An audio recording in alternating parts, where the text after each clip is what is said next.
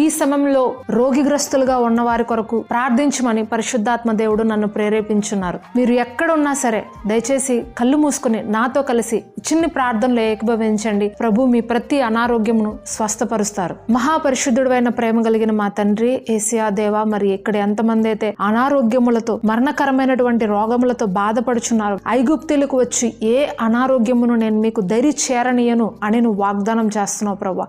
నిన్ను స్వస్థపరిచి యెహోవాను నేనే అని వాగ్దానం చేస్తున్నావు తండ్రి. మరి ఇక్కడ ఎవరైతే అనారోగ్యములతో గత సంవత్సరాలుగా బాధపడుచున్నారో నా తండ్రి, నీ ప్రియబిడ్డలందరినీ నజరేడైన యేసు నామంలో స్వస్థపరచుచున్నాం తండ్రి. ఎవరైతే ప్రార్థనలో ఏకీభవిస్తున్నారో వారిపైన నీ యొక్క హస్తాన్ని పెట్టండి. నజరేడైన యేసు నామంలో వారి తల నుండి అరిపాదం వరకు కూడా ప్రతి గాయమును కట్టుచున్నాము యేసుక్రీస్తు అతి పరిశుద్ధ నామంలో. ఇప్పుడే స్వస్థత కలుగును గాక, ఇప్పుడే నెమ్మది సమాధానమును కలుగును గాక. యేసుక్రీస్తు అతి పరిశుద్ధ నామంలో అడిగి వేడుకొంచున్నాం పరమ తండ్రి, ఆమేన్.